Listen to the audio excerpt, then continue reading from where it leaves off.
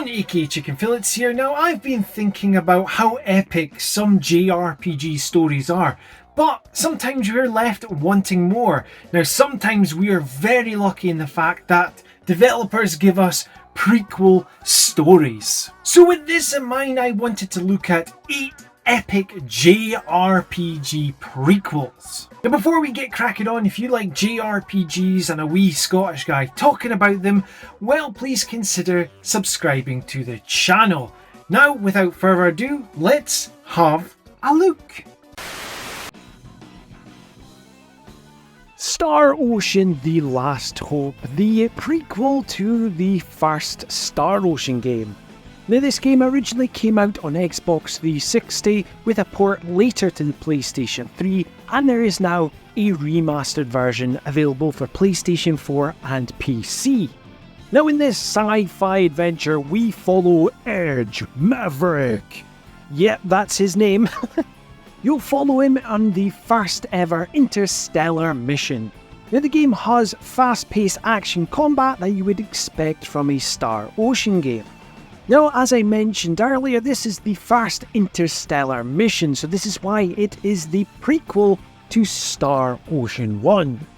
Now, I'll be honest with you here, I was a late adopter into Star Ocean: The Last Hope. I picked it up very, very cheap for the Xbox 360 once I started getting into JRPGs again.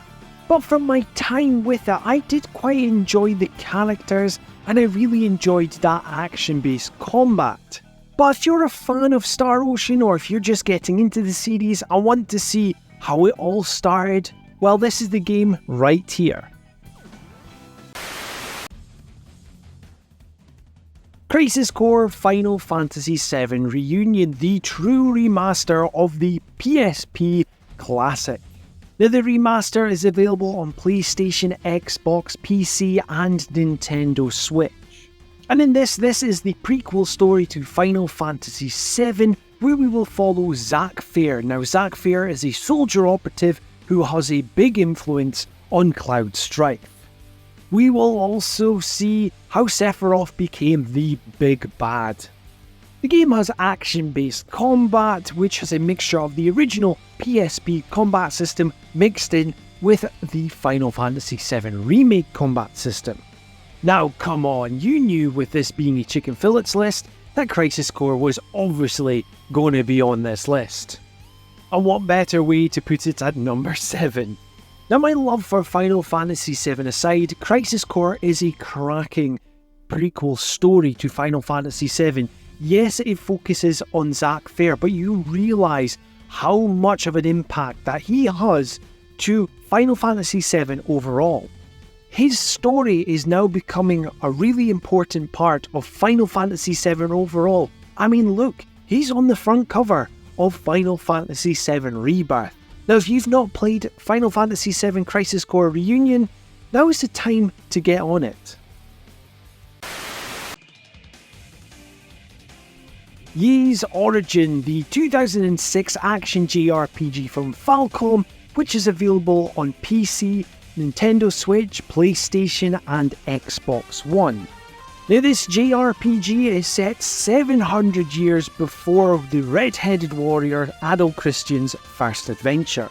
In this action JRPG we follow 3 different protagonists travelling up the Devil's Tower. As mentioned previously, it's an action-based combat game, so you will be fighting your way through this tower in fast-paced combat. Falcom have got the action-based combat nailed in this game, and don't let the graphics put you off. It is an absolute blast of a game. If you have played Ys Origins, let me know in the comments down below what your thoughts were on the game. Sea of Stars, the indie JRPG from Sabotage Studios, which is released on PC, PlayStation, Xbox and Nintendo Switch. Now Sea of Stars is set 1,000 years before The Messenger, making it a prequel game. Now in this epic JRPG, you will be following the Solstice Warriors on their quest to destroy the Dwellers. The turn-based combat in this game is awesome. The pixel art is fantastic, and that soundtrack, mwah, chef's kiss.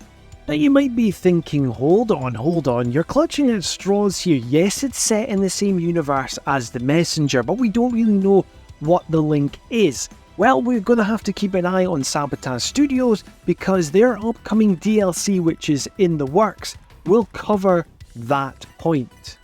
Fact of the matter is, I love Sea of Stars, so I wanted to include it on this list. I found that prequel link and I rolled with it. Stranger of Paradise, a Final Fantasy Origin.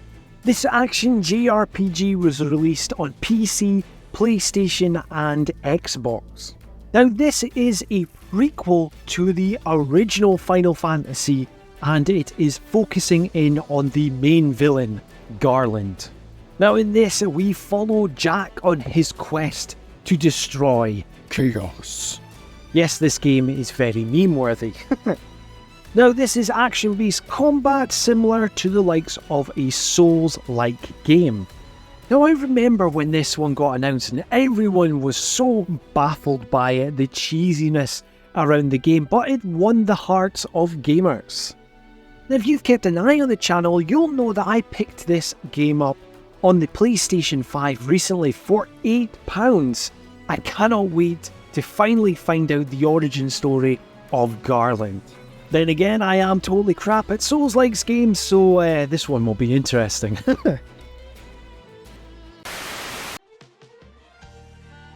Yakuza 0, the JRPG prequel to the Yakuza series, which is available on Xbox, PlayStation and PC. Now with this, we are following the origin stories of Kiryu Majima, set in the late 80s in Japan. Now with the Kiryu-based Yakuza games, you will be fully expecting that epic action-based combat. And also right behind that, a bucket load of mini-games.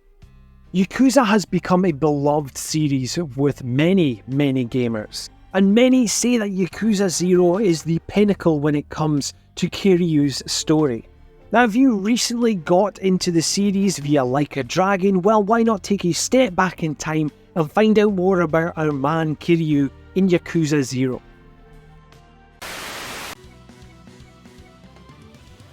Tales of Berseria, the prequel to Tales of Zestiria. Now this game is available on the PlayStation and PC. Now Tales of Berseria follows Velvet Crow, our anti-hero who is out for revenge. As with all Tales of games, it has the linear motion battle system, which is an absolute blast to play. Now as mentioned, yes, this is a prequel to Tales of Zestiria. This is set 1,000 years before that event. It shares the same world and the same themes.